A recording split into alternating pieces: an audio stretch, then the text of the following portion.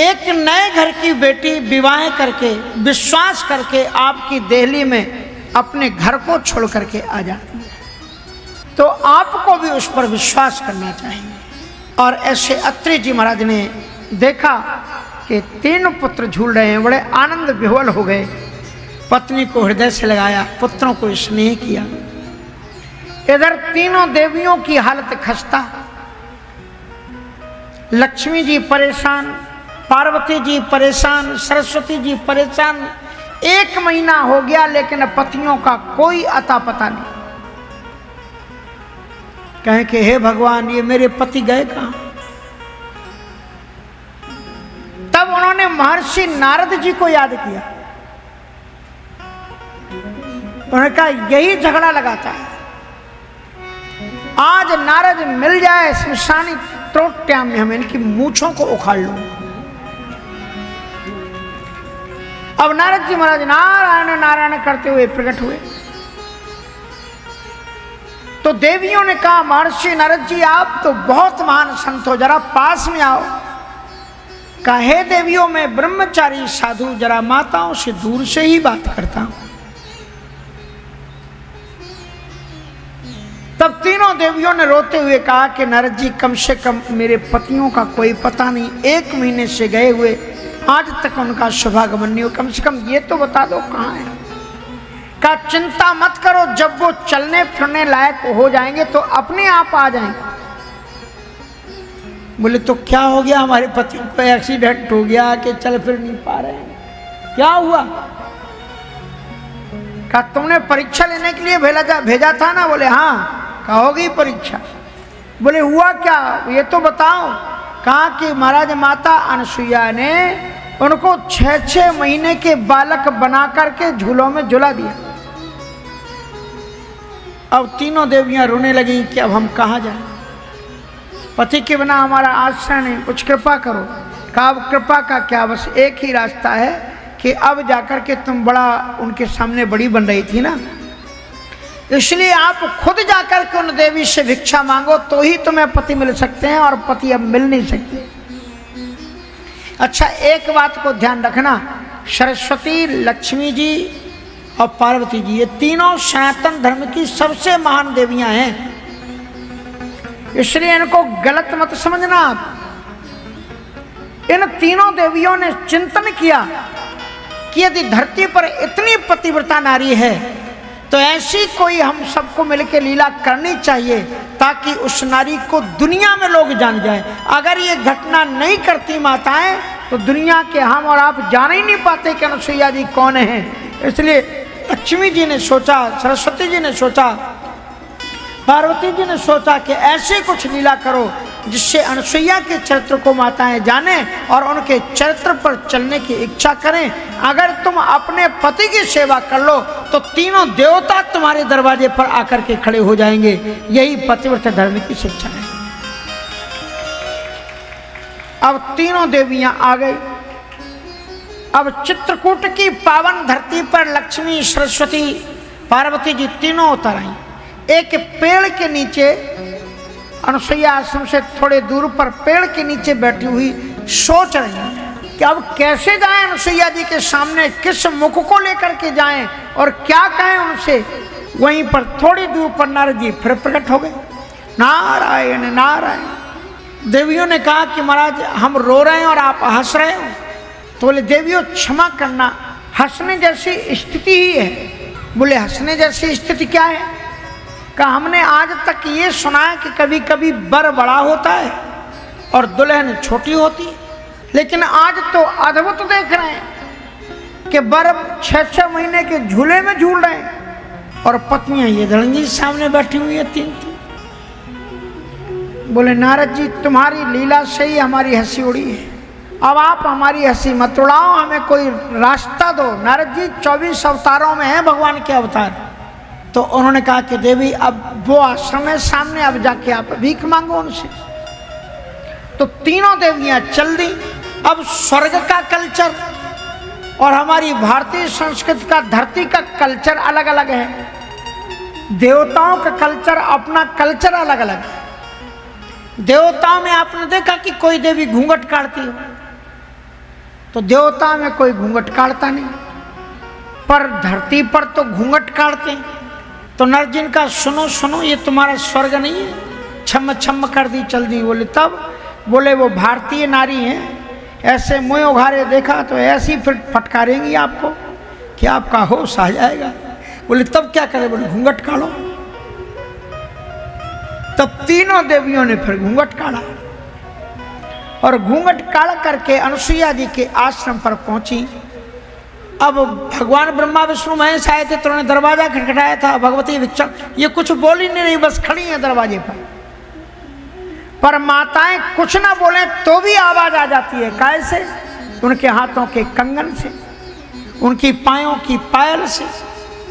अब पुराने जमाने के ऋषिमुनियों के गेट जो होते थे वो लोहे के और लकड़ी के तो ऐसे तो होते नहीं थे, वो तो बांसों के बने हुए, लकड़ियों के बने हुए, बीच में छेद। तो थोड़ा सा प्रकाश झलकता हुआ माता अनुसुईया को मालूम पड़ा का लगता है कोई बाहर खड़ा है, प्रकाश अंदर तक आ रहा है। माता अनुसुईया ने दरवाजा जब खोला तो दरवाजा खोलते ही देखा कि तीन तीन देवियां खड़ी हैं। तो माता अनुसुईया ने कहा कि हे देवियों, आप बाहर क्यों खड़ी हैं और आपने घूंघट क्यों काढ़ रखा? हम भी आप ही जैसी हैं, आप हमारी अतिथि हैं, मेहमान हैं, घूंघट तो उघारो। और जो ही घूंघट उघारा त्यों ही लक्ष्मी जी वो जान गई अनुसुईया जी कि ये तो लक्ष्मी जी, सरस्वती जी, पार्वती जी हैं। बोले अच्छा अच्छा, बहुएं आई हैं, बहुएं आई हैं तो बाहर क्यों खड़ी? चलो घर के अंदर में काम धाम शुरू करो। सास का मतलब यही होता है कि जो बहू को सांस ना लेने दे उसका नाम सास। अब यहां की बात नहीं बता रहा हूं, बाहर की बात बता रहा हूं। तो अब महाराज क्या हुआ कि अब तीनों बहुएं अंदर आ गई।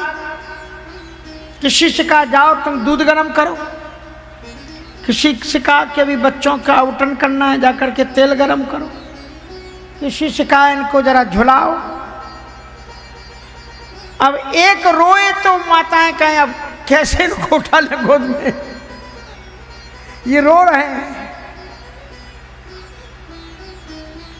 माता अनुसुईया जी ने 1 महीना और सेवा कराई बहू से। उसके बाद में माता अनुसुईया जी लेटी हुई थी तो तीनों देवियां आईं और उनके पांव दबाने लगी। पांव जब दबा रही थी तो उनके आंखों के आंसू गिरे माता अनुसुईया जी के चरणों पर। तो माता अनुसुईया जी उठ करके बैठ गई, आंसू पोंछने लगी। कहा उस सास को आग लग जाए जिसके रहते हुए उसकी बहुओं के आंखों में आंसू आ जाए। हमसे कोई गलती हुई क्या? कोई स्नेह में कमी है? तो तीनों देवियों ने कहा कि आप महान हैं, हम आपको नमन करते हैं, प्रणाम करते हैं, पर अब आप इतनी कृपा करो कि 2 महीने हो गए हमको यथार्थ स्वरूप देखे बिना, इसलिए आप हमारे पति हमें लौटा दो। तो अनुसुईया जी ने कहा ये पालने में झूल रहे हैं, ले जाओ। कहा ऐसी अवस्था में ले जाके हम क्या करेंगे? तो बोले मैंने अपने पतिव्रत धर्म से इनको प्राण से बालक बनाया है, अब तुम अपने पतिव्रत धर्म से इनको प्राण बना लो। तो देवियों ने कहा यह सामर्थ्य हमारे अंदर में नहीं है। तब माता अनुसुईया ने तीनों देवताओं को पुनः उनके स्वरूप में लौटाया। अब तीनों देवियां लौटने लगी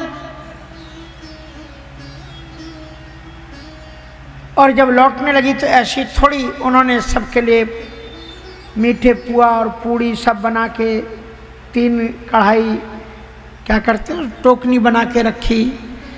अब 3 बहू और 3 बेटे एक साथ विदा हो रहे हैं। और जब भगवान शंकर जी निकले तो पार्वती जी का हाथ पकड़ के भागे। ब्रह्मा जी सरस्वती जी ब्रह्मा जी का हाथ पकड़ के भागे और भगवान नारायण का हाथ पकड़ करके लक्ष्मी जी भागी, पर भगवान नारायण पलट करके देखने लगे। तो जब पलट करके देखने लगे तो लक्ष्मी जी ने कहा जल्दी भाग लो, क्या आप दोबारा बालक बनना चाहते हो? कहा नहीं नहीं, ऐसे नहीं करना चाहिए। इसकी अंक में हम आए हैं, इसने गोद में हमें दूध पिलाया, ये हमारी मां की तरह हो गई है, इससे हम इस तरह से रोते हुए छोड़ करके नहीं जा सकते। तब तीनों देवता और तीनों देवी लौट आए,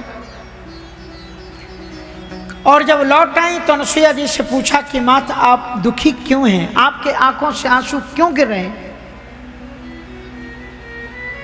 तो अनसुईया जी ने कहा कि आप इतने अबोध हो क्या? मैं रोऊं नहीं तो क्या गाऊं? जिस मां के आंगन से तीन पुत्र और तीनों बहुओं के साथ चले जा रहे हो, जिसका घर सूना हो जा रहा हो, वो मां रोएगी नहीं तो क्या करतल की ध्वनि बजाएगी? और जा भी रहे हैं तो ये भी नहीं बता के जा रहे हैं कि वो लौट करके कब आएंगे। तो फिर तीनों देवताओं ने माता अनसुईया को भी वचन दिया कि हे मां, आपने हमें अपने आंचल का दूध पिलाया है, इसलिए हम तीनों देवता आपको वचन देते हैं कि अंश रूप से आपके गर्भ में हम वास करेंगे और आपके बेटा बनकर के आपकी कोख से जन्म लेंगे। दुनिया में यदि कोई पतिव्रता नारी, कोई नारियां हुई हैं, एक ही देवता को गर्भ में धारण किया, लेकिन अनसुईया एक ऐसी सती नारी है जिसने तीनों देवताओं को अपने गर्भ में धारण किया।